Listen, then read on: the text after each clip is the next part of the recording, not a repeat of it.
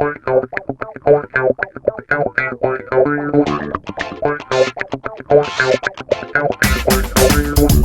listening to Dave and Dia, a podcast about basketball, life, and the Portland Trail Blazers.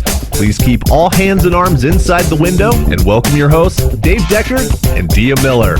Hi, guys. You are listening to Dave and Dia, a Blazers Edge podcast. I am Dia Miller. I'm here with Dave Deckard. Dave, how's it going? Well, as we record this, we are season's eve. Is that correct? For the NBA, the season. Days. Yeah, the season starts tomorrow for the NBA. Does it start tomorrow? For or the does NBA. It start Wednesday? Because Right. Yeah, NBA games start on Tuesday, right?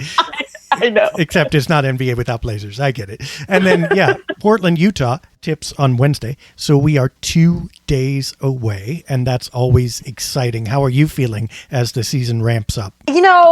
I feel like it's a terrible analogy. Maybe it's a perfect analogy given the time of year, but I feel like a kid on Christmas Eve. I am so excited. It's funny because we had these 4 preseason games, and for me, preseason might as well be regular. I mean, I get just as excited about preseason as I do about the regular season. So I'm excited, but I've been in a state of excitement for the last 2 weeks. So I'm ready to go. I'm ready to see some Blazer basketball. I'm ready for games to start counting. I'm ready to stop hearing people saying, well, it's just preseason, guys. It doesn't matter.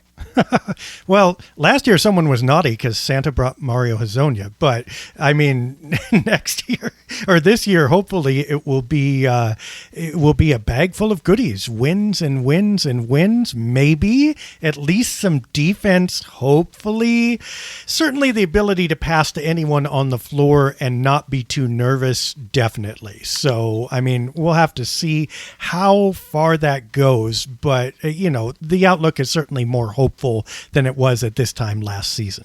Yeah, I did not catch the last 2 preseason games against Denver. Now, we talked last week about the first 2 preseason games. Was that intentional? Were you like preserving your optimism? Oh, crap. 2 possessions in, you just blindfold, turn it off, la, la, la, turn up the Christmas music. No, that's not how I do games. I do games that we'll be down 50 points with 3 minutes left, and I'm like, we're still going to win, guys. We're still going to win. Not that we are down 50 points. We're just not going to look at that as an option. But if that were the case, I would still be positive. They were. I mean, that's pretty much Denver game 2 right there. I missed it. I missed it. I don't remember. They got down like 40. They were at least close to 40. Oh, man. Well, I have little kids, and it's the Christmas season, and so I had to take full advantage of the time I had with them. We were out doing Christmassy things. Do not show your little kids Denver-Portland game 2 of the preseason. That's like mean. No, we were out. I want to specify by saying out, given the current state of our country. We were out in our car looking at Christmas lights. So we were being safe. We had 2 nights of kind of Christmas tradition things going on, and given that it's preseason, I decided that was more important. So I missed those 2 games, but I was kind of following along on Twitter in between, and Blazers Twitter was not happy. So I got the idea that we did not play well. Right. And wait, can we qualify? Let's back up for a second. Given that it was preseason, that was more important. I mean, let's be honest. I mean, you and I both have kids, right? Right. Preseason, regular season, playoffs.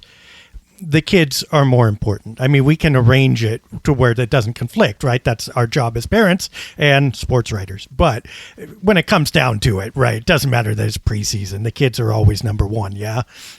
I mean, yes. Oh, she hesitated. Oh, my God. Oh man.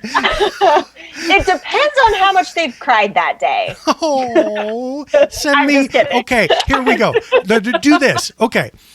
If your children are having a bad day and the Blazers are on, just send me your children. I'll sit with your kids and my kids. We will play games. We will sing. We will crochet little beanbag things. And you watch the game and you cover the game. And they were good.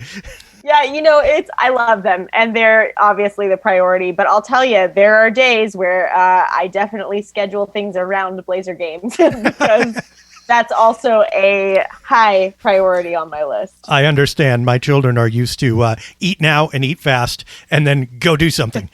Right. Yeah, Or eat in front of the TV and cheer for the correct team, children. That's right. Oh, the correct team. Oh, boy. See, now, my son has grown up with this, right? So he's adopted the Blazers. He watches with me, helps analyze, he talks and stuff like that, which is great. But he's just hit his teenage years, literally just turned into a teenager.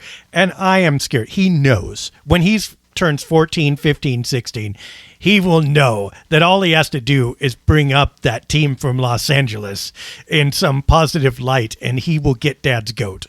So, like, I live in mortal fear. I've tried to downplay it a little bit, but I can tell this is coming. Dad, I'm a Lakers fan. Not in my house, you're not. Yeah, I'm fighting an uphill battle with that one because I've got family members and the kids have family members that are Laker fans. And so we're just really, really trying to make the Blazers cool. My daughter said to me, I don't know what brought it on. And I'm afraid to ask what brought it on. But she looked at me and said, Mom, are you and Damian Lillard friends? And I was like, let's just not tell her that I'm not as cool as she thinks I am. Yeah.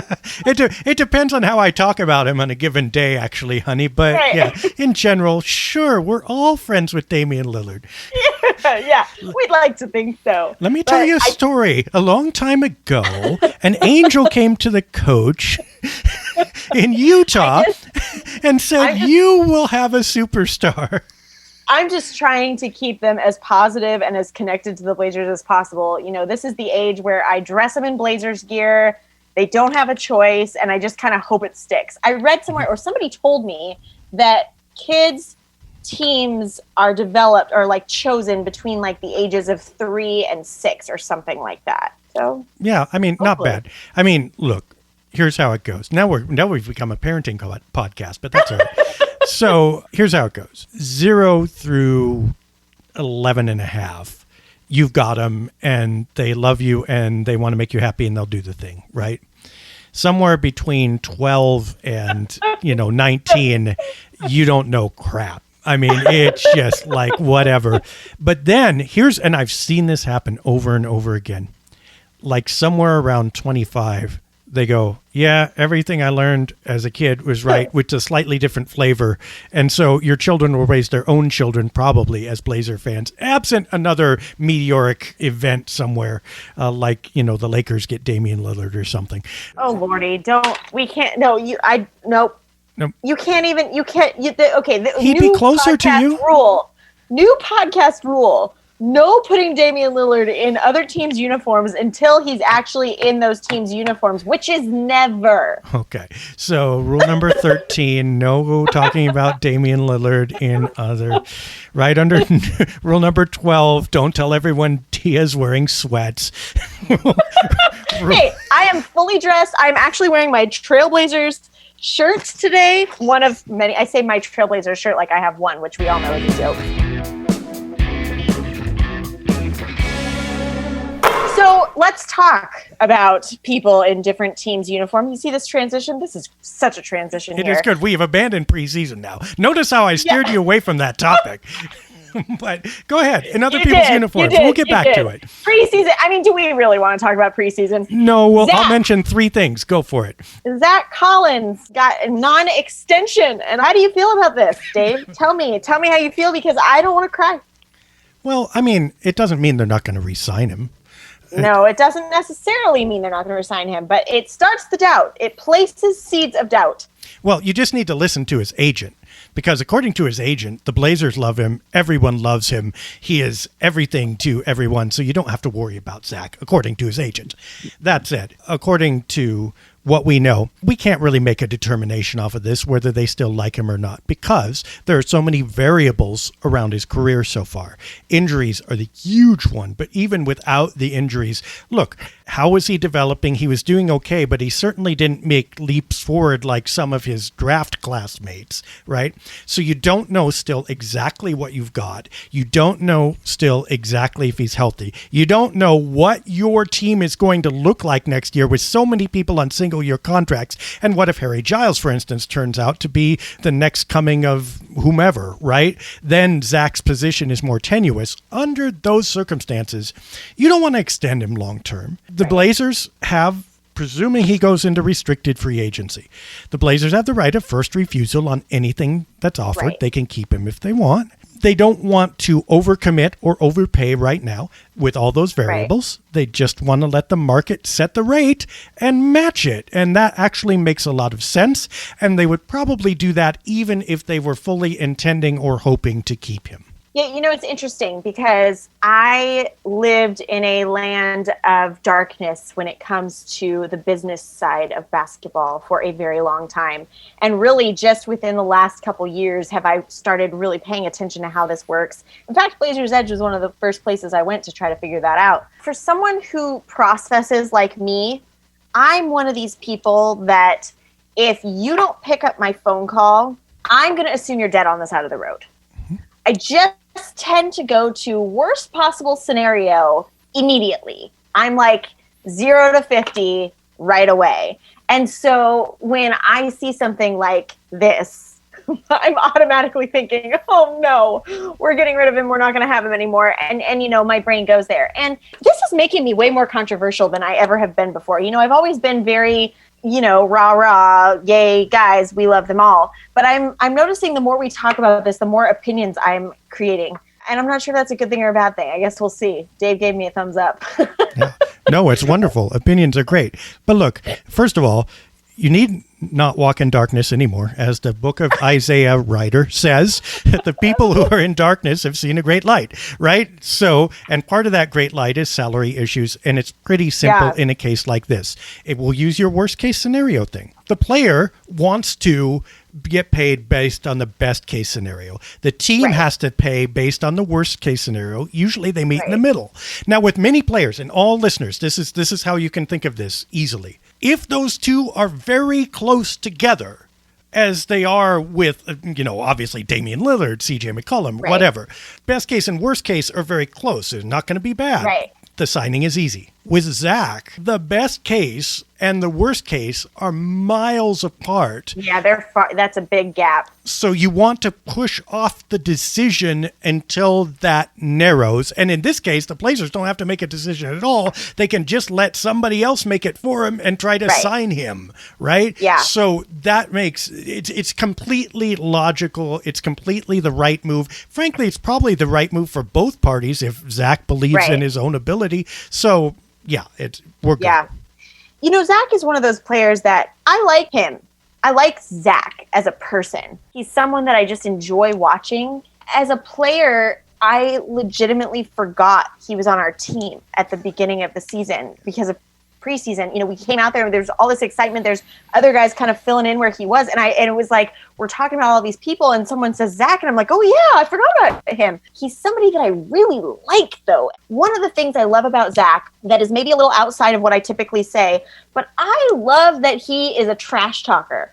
I like that he gets on the court and he's got a little bit of attitude and he makes things interesting. Not towards our guys, my issue with that. But he's going to get up in those guys' faces, in the other team's faces. He's going to talk a little trash, and I think it's kind of fun. And also, the man's got dance moves. That's legit. He's also got defensive moves. So, you can love that about it. I agree about the edge, though. That's one of the things the team kind of needs. Lillard has it if you provoke him. But Lillard is not going to punch down, and neither is CJ McCollum. And both of them ascertain themselves rightly as pretty high in the pecking order. So they're not going to really come with an edge every night and punch, right? As opposed to, say, a Jimmy Butler, who, if you look at him crossways, will get intense on you, right? So they don't have that really at the top unless Paul George or Russell Westbrook or Pat Beverly is on the floor. Nurkic, not really either. Okay, so that's your top three kind of just cool customers. Where does it come? And, you hope to see it from Jones through his dunking, Covington through his defense. But where does that explicit rallying come?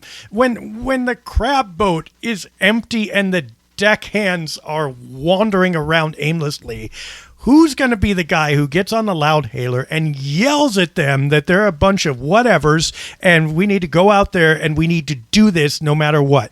I don't doubt that the Blazers have that somewhere. It's just not real front and center. Zach could be part of that edge. So, I don't disagree with you. I even think it's important. The problem is, in order to do that, you've also got to play. Because you can't do that you can't do that as the 12th man. It just doesn't work. No, yeah, we don't need reverse cheerleaders. We need guys that are going to go and reverse cheerleaders. Like they're not cheering for us. They're like cheering against the other guys. That made sense in my mind.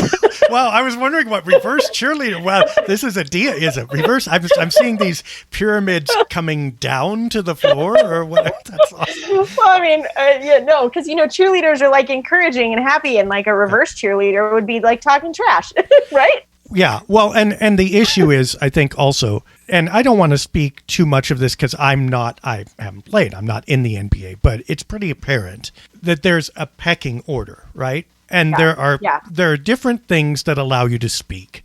Talent is one, tenure is one, money is one, success is one. Yep. Zach has 0 of 4 right now.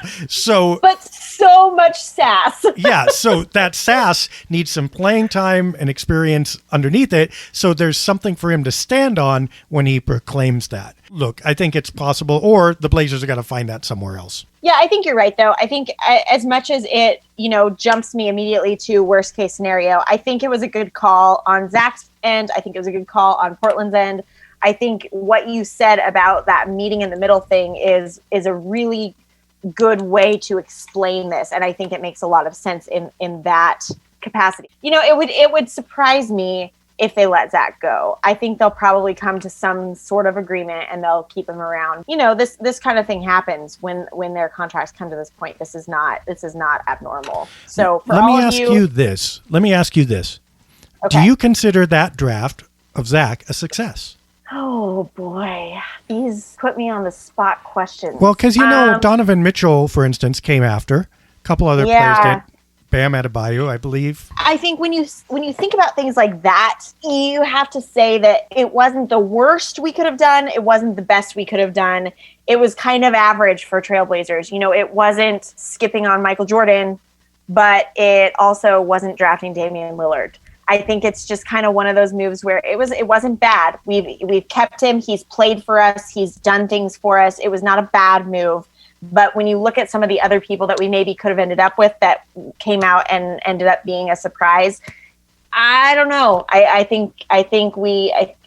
hate saying that, especially because I like Zach and he's so entertaining and he's so much fun on the bench. This last year with him and Nurk on the bench, they were a blast to watch. When it was time for them to start playing again, it was kind of like, well, can we clone them so that we can keep them on the bench because they're fun? But yeah, I mean, play-wise, it's interesting because I know that I've been so like, well, it's about more than just winning. It's about more than just winning. And I want to be entertained and I want to see good guys win and blah, blah, blah. And I know I've said all that, but I got to be honest. I'm getting antsy. I'm getting antsy for a win. I'm getting antsy for a championship. And I think when I think about things like that, it was maybe not the best that we've done. You know why it's important to establish that for me anyway? Because actually there's a narrative that's starting to build around you and me that you are just a shiny optimist who will always say a good thing. And I am the realist, pragmatic, whatever. Okay. Actually, we reversed those roles quite a bit.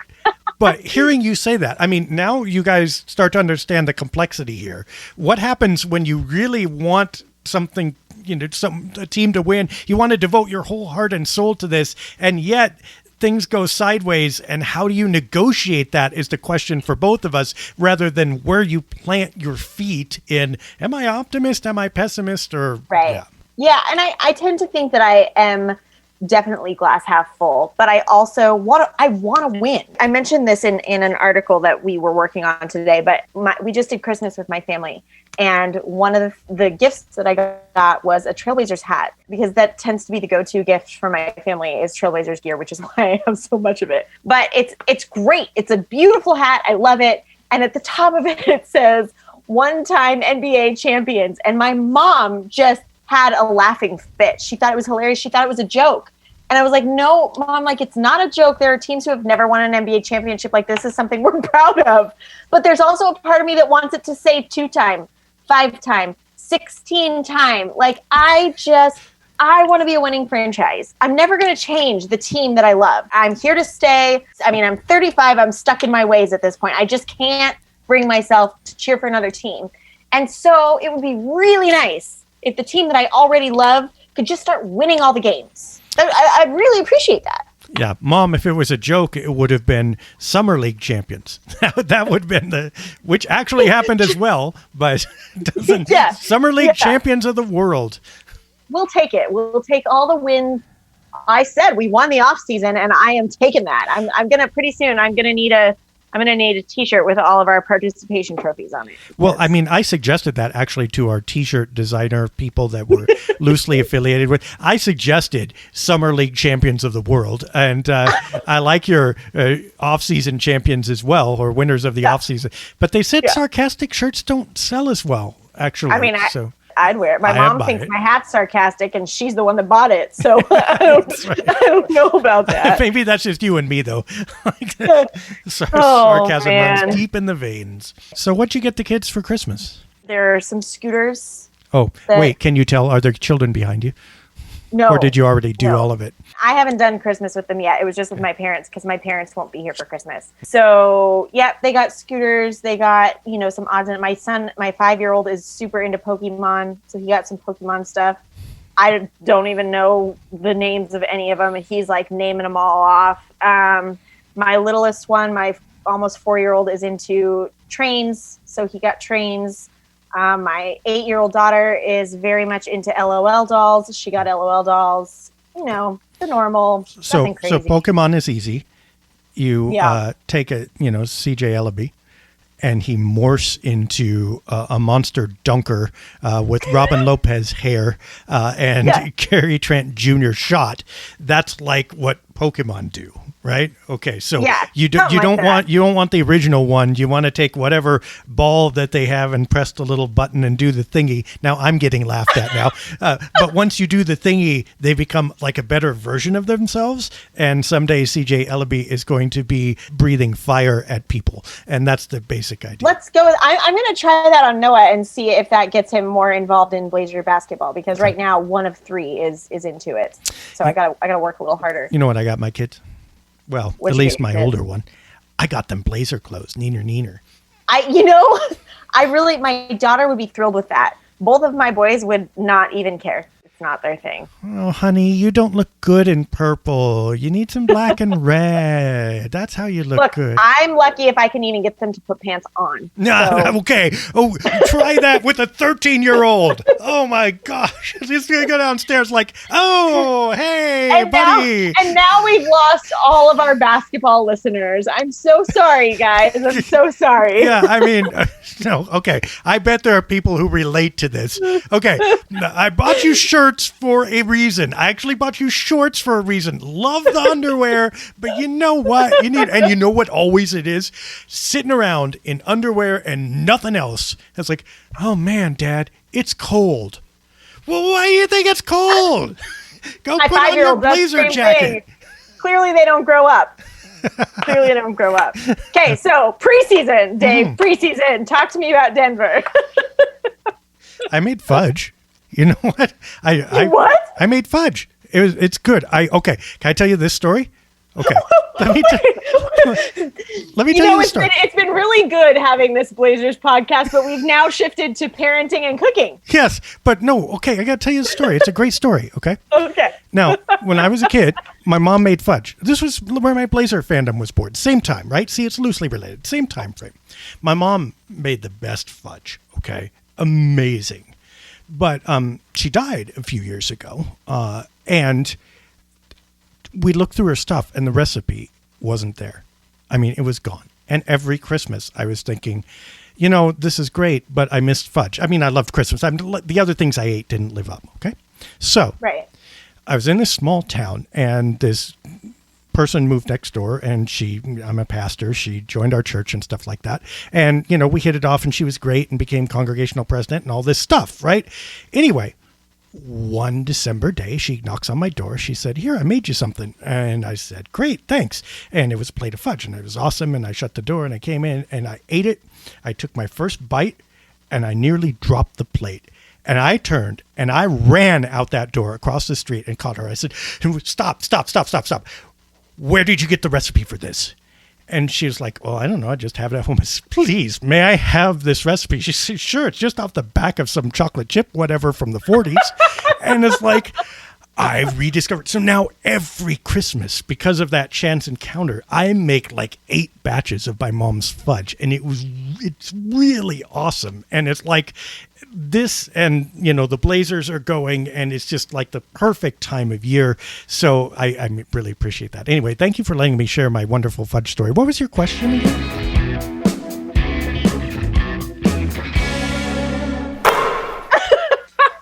What was my question? Preseason? I mean, do we even want to go there at this point? Yeah, that's such a happy, nice, heartfelt, warm story. Do we really want to talk about how badly we lost? I watched those 2 Denver games and I said, what the fudge? I mean, it's just like... it was bringing it back around, Dave. I didn't plan on that, but you set me up. So, yeah, it was... Well, maybe we should talk about those games off air. I think this is Blazers Edge is a family side.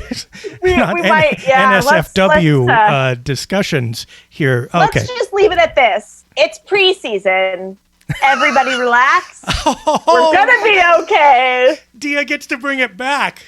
Oh, just one win or good stuff, and everybody's going, it's just preseason. Now the Blazers lay an egg in Denver, get down by 40, can't play defense. Nurkic looks like he's carrying a wheelbarrow full of sludge all around the court, and nobody can connect up to him. Remember, we talked about this. This is one of the things we should say. Do you remember a few podcasts ago, we said, if Nurkic isn't the connecting point, this isn't going to work. And He very much wasn't, and Cantor wasn't either, because he's not the same thing, and it all fell apart. So I'm not saying it's just Nurk. There were other things going on there, but Portland fans better hope that Nurkic plays and plays well. Otherwise, this thing is going to spiral downward quickly. I think we should just leave it alone. I think we should just walk away from this now. It's one of those things that I struggle to balance, because when we're doing well, like we did in those first 2 games, it's like, yes, guys, we're doing so well. This is going to be great. It's going to be a great season. And then when we suck, it's like, but it's just preseason. We're going to be fine. Like, this doesn't matter. And it's hard for me to wrap my brain around the fact that, like, they are very aware of the fact that it's preseason. They don't want to get hurt. They don't want to play in such a way that they're, this doesn't count for anything. And if anything, it's really a way to get the bugs worked out. We've talked about all this stuff before. So I'm trying not to stress about the fact that we lost so badly twice. Yeah, it's not the loss. The manner is part of it, but even that you can chalk up. I wish you had seen some of the timeout looks that were going on. Looks of the players. There were some, I don't want to say exactly dead eyes, but that look where it's like, A, I can't believe this is happening. B, I want to get out of here. C, what the heck? That was like all over the place there. And at a certain point, it's preseason, so you just give it up. If anything is worrisome, I would say Nurk's play and that kind of thing.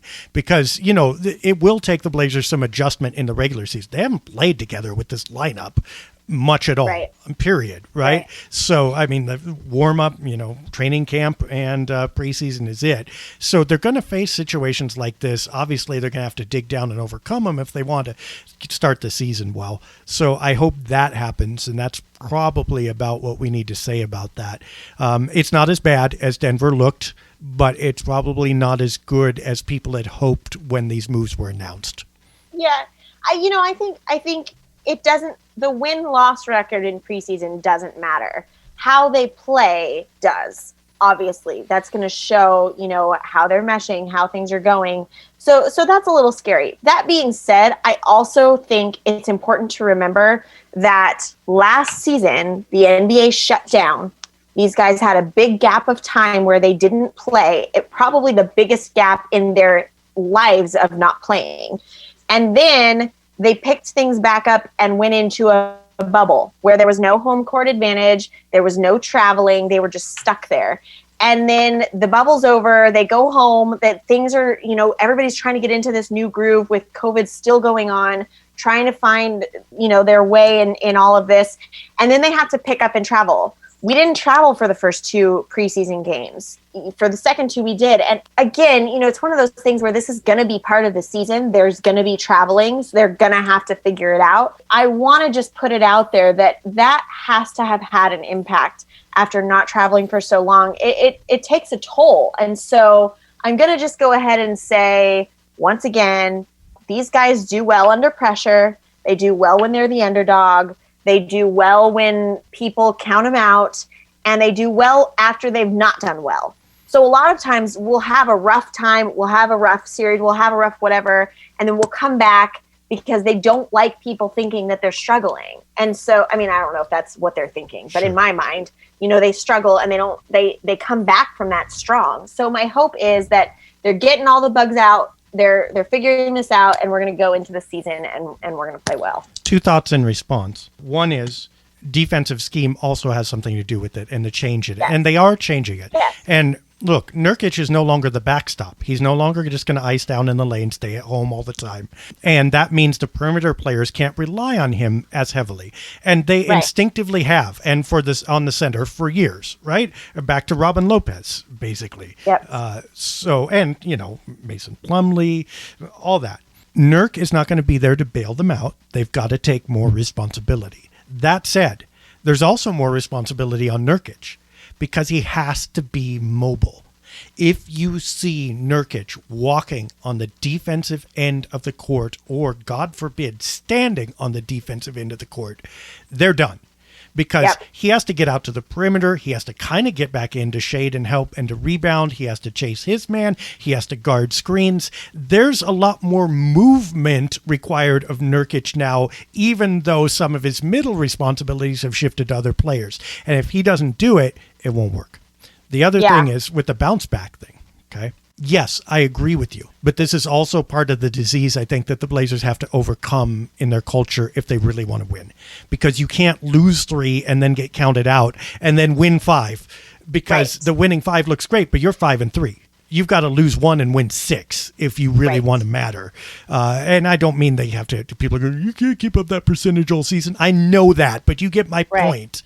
And the Blazers need to take control over their story and make other people respect them instead of saying, well, people don't respect me, so I'm going to go out and win now. People still won't respect you because at the end of the day, what they look at is not how many winning streaks you rattled off. It's how well you did compared to the Lakers and Clippers and other teams that you're playing against. Yeah, I'm hopeful that we're going to get into that. I think that's always the goal, and I think that's their goal. And I think, again, this year we've got the pieces in place to start to see that happen, whereas I don't think that's really been there recently in the recent history.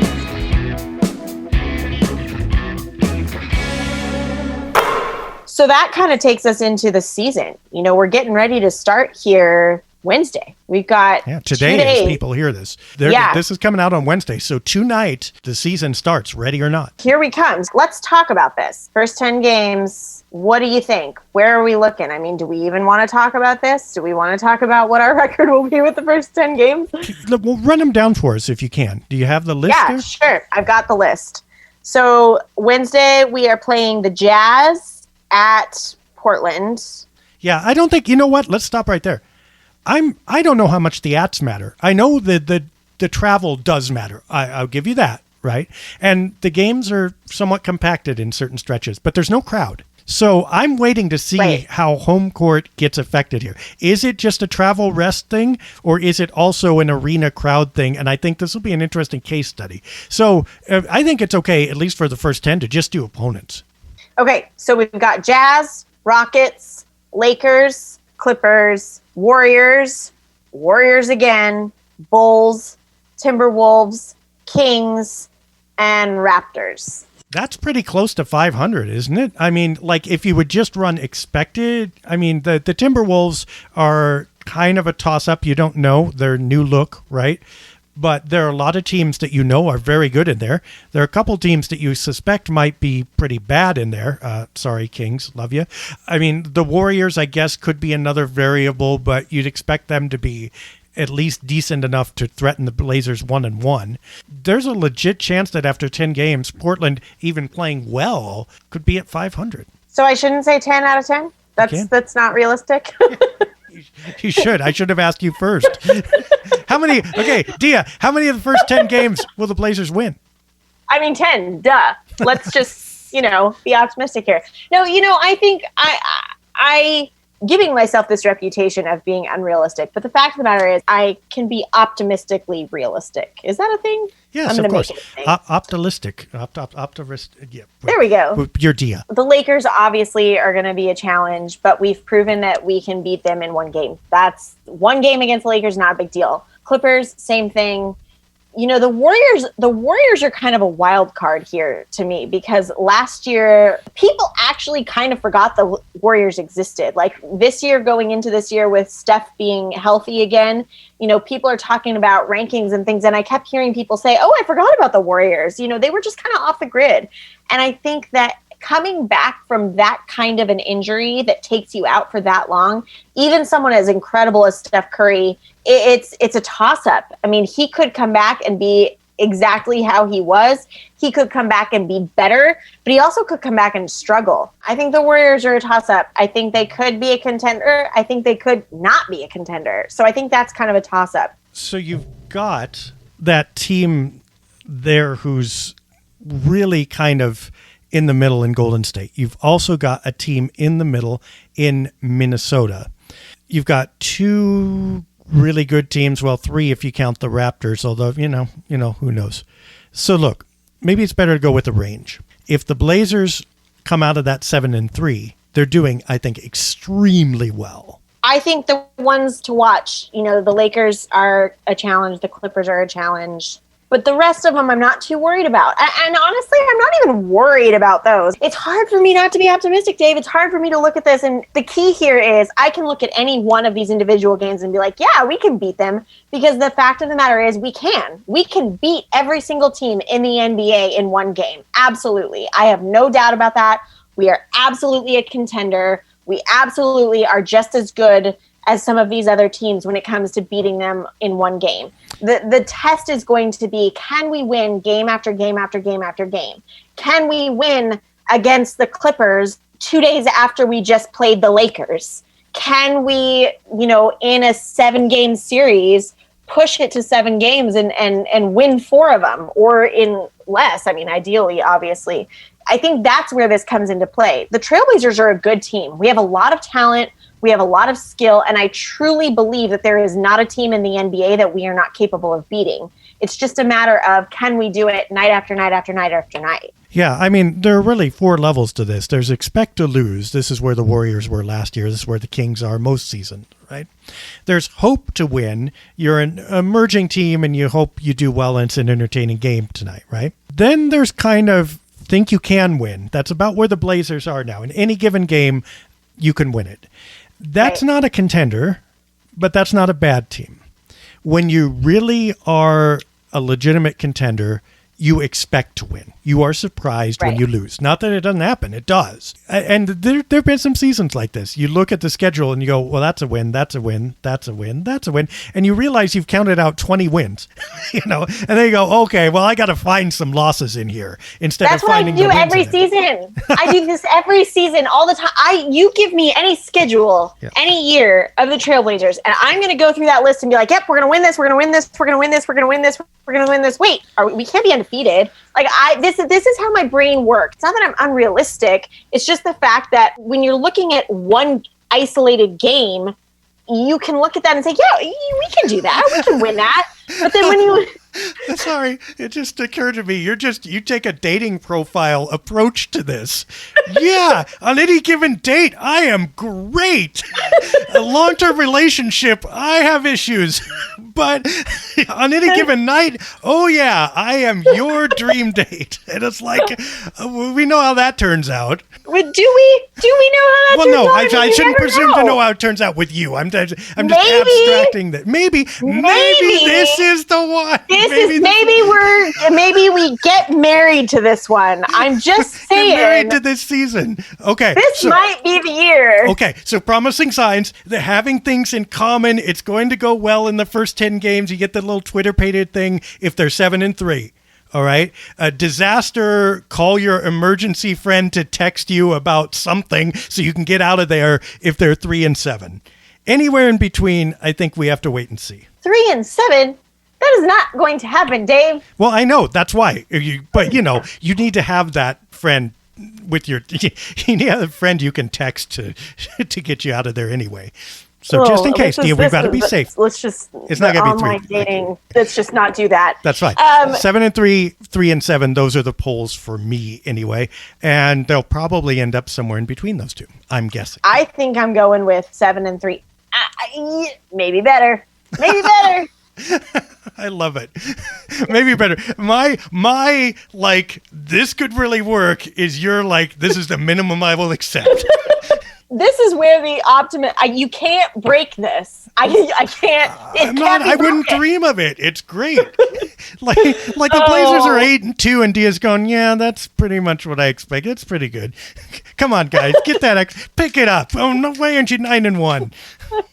I've got high expectations. High expectations is good. I like it. Speaking of high expectations, there is some talk right now about Dame as the MVP. And it's interesting because, I mean, Dame's our MVP. He always has been, always will be. Who said it? Who said it? Looks like it was Steve Smith. It's our Steve Smith. And he's not the only one. I've seen this circulating. I've seen talk about it. I mean, you always see Blazers fans talking about it. But the fact of the matter is, all these rankings are starting to come out. You know, the 10 best players, Bleacher Report, 10 best players. Dame's number 9, I think. There was another one that came out that was ranking, you know, did you see the one about the GMs, the GM poll that they took that asked if you have a clutch shot or a I don't know how they worded it, who do you want taking it? And Dame won the vote amongst GMs. And so he's getting some recognition. I have mixed feelings. Personally, I think MVP is an interesting category because you can be the best player in the league. And in my opinion, that doesn't make you the MVP. The MVP to me is not just the most talented. It's the one that the team needs the most and the one that makes the biggest difference on their team. And for a team like Portland, if you take Dame out of Portland, Portland is no longer a contender. But with Dame, they are. And I think that in and of itself is huge when it comes to the MVP. Obviously, I am insanely biased and will never say otherwise. I think he should be in those talks of MVP. And, you know, if we do well, if we end up in one of the top seeds, I think it's realistic. I think he realistically could end up with that. Yeah, I think that's what would have to happen. This debate, of course, is had every time the MVP voting comes around. Is it best player in the league? Is it most valuable to their team? Is it some hybrid of the two? Dame will always be in that bridesmaid category because he's popular, he's skilled, and he puts up great numbers. And by the way, Portland's profile has risen over the last couple years since he's been just all-world level. But in order for him to really win it, the Blazers would have to shock the world. I think they'd have to be best record in the West, or at least second best record in the West. He'd have to be scoring huge if they're second or third or something. You know, if he averages 40 points a game, he's always going to be in contention. I don't think that'll be good for the Blazers. Even if he averages 35, he'll certainly be talked about if the Blazers win. I'm not sure he can do it averaging 35 if the Blazers lose. And that's the bar. And that's not true, by the way, of every player. Giannis does that. LeBron does that. They're immediately in the conversation. Steph does that. He's instantly a favorite, right? Dame will need wins to accompany him, right? So I think that is possible. It's a lot to ask to have him have the combination of really high stats and the Blazers to have really high wins, because I'm not sure that's what this team is built around right now. Yeah, and honestly, I have mixed feelings about Dame even being mentioned for this right now. You know, and call me superstitious. I think when it comes to this, I probably am a little superstitious. But when the media starts giving the Blazers accolades, we tend to struggle. And when we are the underdog and people are overlooking us, we tend to do well. So anytime the media starts to, I say the media, I mean, we talk about it all the time too. But anytime people start to give these guys credit and start to say how good they're going to be, I start to bite my fingernails a little bit and think, we can't get comfortable here. That's not my superstition. I have the other one that afflicts Blazers fans, is that the last two and maybe at least 2.5 times the team has really played well and started to gel. Okay, that would have been Nurkic in heading into the 2019 playoffs when they were playing the most beautiful basketball they had played for more than a decade, almost 2 decades, and then Nurkic gets injured. You have LaMarcus Aldridge getting his thumb injury just before he departed on a team that many thought was going to contend, at least go to the conference finals, if not maybe take a finals space. I didn't think that highly of those teams, but many of our colleagues at Blazers Edge and other people around Portland did. Right? Obviously, you have the Brandon Roy saga. So every time the Blazers actually start playing well as a team, something bad happens. So I'm kind of whistling past the graveyard on this one, going, yeah, okay, let's see them and let's see if they play well. And I'm never going to say this is the best they've played in X number of years, because every time they do that, the injury bug breaks my heart. Yeah, I don't think of myself as being superstitious about anything, but it turns out when it comes to the Blazers, I'm superstitious about... I'm one of those people that when they win, I start thinking, well, what did I wear? Well, what did I do? What did I eat for lunch? Like, I actually had something to do with it. I remember those days. Oh, my gosh. Okay, back when Sabonis was playing, okay, I would be, like, on a game day, I would not wear anything but Blazers colors. And if I couldn't manage that, God forbid, I would wear any color associated with the other team. I mean, down to... Well, you can't. I remember clearly getting ready to go running and going, oh my gosh, I'm wearing the wrong underwear. I can't do this. Right? And this is TMI. This is more information than Blazers Edge podcast listeners wanted. David and Dia, here you go. But like literally, I've got to turn around. And it hit me half a block down the road. I wasn't going to change them then, but it's like, if I work out and put in all this effort and put all this energy into this, I'm wearing the opposing team's colored underwear, bad things are going to happen. So I turned around, went back, changed, and went running. Okay, so superstition, and sports are friends. Do you have any particular ones that you do? Do you have any rituals or things you've got to do? It's opening night of the season. Will you be doing anything special? No, I mean, for me, I always wear Blazers gear, always. There have been times where I haven't done it for whatever reason, and I will actually start to feel guilty, like I caused us to struggle. The other thing is just watching. If I miss a game, if I'm not watching it and they lose, I legitimately think, what was I doing that was so important that I couldn't watch this game and make them win? And vice versa, if I don't watch a game and they happen to win, then I really struggle with, do I watch the next one or do I not? So it's funny because it's not really things that I think of consciously, but they come out in just my regular viewing habits. Yeah, myself, I try to stay out of the danger zone, which is I can do the media, I'm covering this, I'm analyzing this, I kind of don't give a crap and don't invest that much emotionally. Love good plays, love it that they win, but, I'm here to work and to enjoy the team on that level, and I can do that just fine. And then they play well. Or every once in a while, they'll do something or get in a situation where you can't help but emotionally invest, and I'm really into it, and then they do well, usually.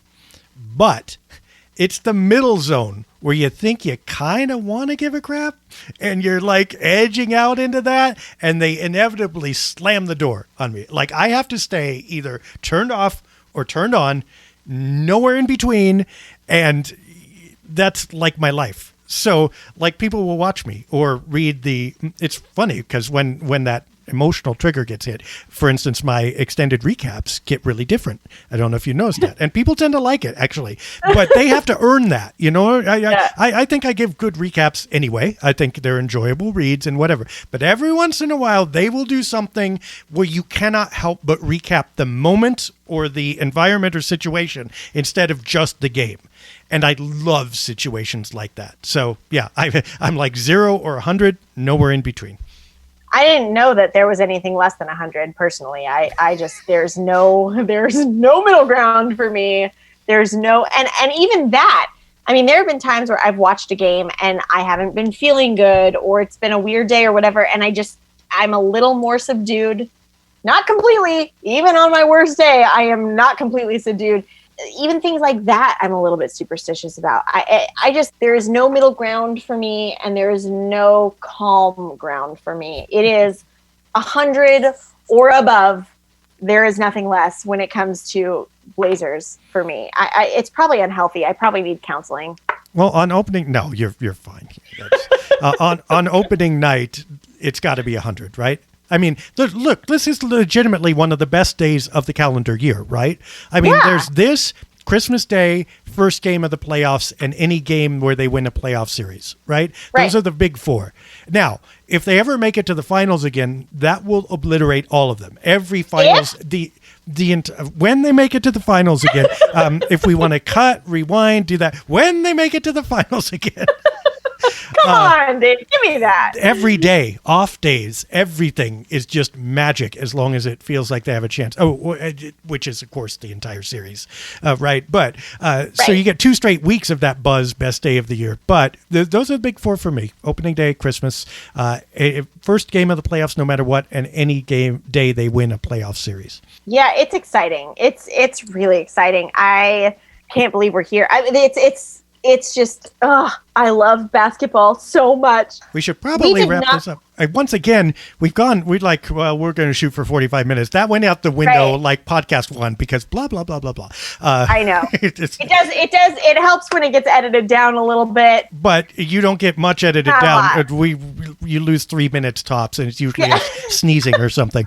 But this goes by so fast. Was there anything else on our list that we got to talk about besides our challenge? The only other thing was we've had some correspondence from people. I don't know if you want to talk about that now or if we want to hold off on that. Let's do it next week because this was just packed. Okay. Yeah. We have a couple questions from people. You can send those in to blazersub@gmail.com. That's blazer as in the team, SUB as in substitute at gmail.com, or hit us up on Twitter at Dave Deckard, at Deandra Ann with way more A's and way more N's. Think of it like banana, like kind of shuffled, and you'll get it right. If you don't think you have a lot of A's and N's, you won't get Dia's Twitter right? I really, really enjoy that interaction. I love the back and forth on Twitter. I think that's something that will be fun for us moving forward to kind of pull in some of those comments and interactions that we have. I would like to do some of that. So yeah, I would really encourage that. In fact, we have a challenge for you. Right? Are you ready? Shall we let him know? Okay. It makes me a little nervous, but I'm going to trust you on this. I don't know if we even come close to hitting it, but we'll see. Listeners, you can help us. We're willing to do this. One of the things that we want to do down the road is, we're Zooming this. We can see each other, which really actually helps the podcast because I can see Dia knocking back whatever alcoholic beverage she's drinking right now. It's not alcohol. It's pop. Well, soda. Whatever you call it. Dia, what? Okay, first of all, is it pop or soda in your world? Well, I call it pop because I grew up in Oregon. Yeah, exactly. But in California, they don't know what the heck you're talking about when you say pop. So I try to adjust and call it soda. Wow. Okay. Well, I can go either way, but pop is instinctive. Also, that said, we're doing this on Zoom, and which means we can see each other. But it also means, since we can record on Zoom, guess what? We can bring other people in to talk as well. Now, someday we might have guests if we ever leave 2 minutes that we don't fill talking to each other on the podcast so we could have a guest. But we're willing to invite some of you. Would love to invite some of you to be our guests. Would come on for a couple minutes, ask a question, do whatever, banter. That would be great. We're not ready quite to do that yet, but we will accelerate it. We will accelerate it to within the next couple of weeks if on this opening day podcast you will do this for us. We would love to see 50, that's 50. We're not going to make it easy because it's going to be a little difficult for us logistically. But if you give us 50 retweets on the Blazers Edge tweet of this podcast, tell your friends and neighbors to retweet it too, and 25 comments from distinct accounts. Okay, not one person commenting 25 times. Sorry, Dia's mom. It's you count as one person, but 25 distinct comments, 50 retweets. I know it's a lot to ask. But if you do this within the next week or two, we will line up you guys to come on and be a part of the podcast. And Or are we fishing show now? Podcast. And I mean, we've hit parenting, we've hit cooking. We did talk about crabbing and fudge and Santa and everything Dia's getting for kids. Okay. Anyway, if you do that for us, we will happily have you on. See if you can make that happen. Let's see how many we can get, and we will grow together. I'm a little afraid of this. Yeah, I mean, hey, we might get 3 retweets, and that's okay too. I'm not afraid of that. I'm afraid of people actually seeing this conversation because it gets a little crazy. Well, I mean, but that's, you are perfectly sane. You are the normal one among us. You are well balanced and whatever. I will admit that the crazy comes from me. Yeah, I'm not going to call her yet. Anyway, I'm not at all putting this on the other side of the camera or the computer here, but crazy happens on this podcast, and I think it's okay. Yeah, it's crazy fun. There we go. It's 100% serious though, so I can't even play it off like it's not. But I think it's a fun thing. You know, one of the things that I just love about this podcast is the conversation that we have. It's not, we never intended for this to be statistics or, you know, anything like that. This is what it was intended to be. It was intended to be a conversation. It was intended to be something that anybody who loves the Blazers could jump in and catch on to and be a part of. And I think moving forward, it'll be really fun to kind of pull some people in and have some conversations. I like the idea of this being listener driven and interactive. I think that'll be really cool. So I appreciate the conversations that are already happening on Twitter and on, social media and the blog and everything. It's really been a lot of fun. And you heard it here from Dia, folks. We don't care about statistics, but we are counting your retweets. So, I mean, those are the stats that we... Just this time. This time. Yeah, who knows how many assists Damian Lillard got? You don't need to know that, but tell me how many retweets I got. Oh, man, this was a terrible idea. And with that terrible idea, we will see you next week. On Thursdays is usually when this comes out. We know we're on Wednesday this week. You can catch us at Dave Deckard or at Deandra Ann on Twitter, at Blazers Edge, of course. And for Dia Miller, I'm Dave Deckard. It was enjoyable to have you along, and go Blazers. This has been Dave and Dia, a Blazers Edge production.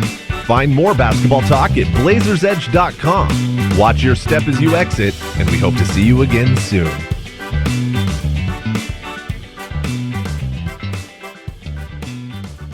Dave and Dia, what is that?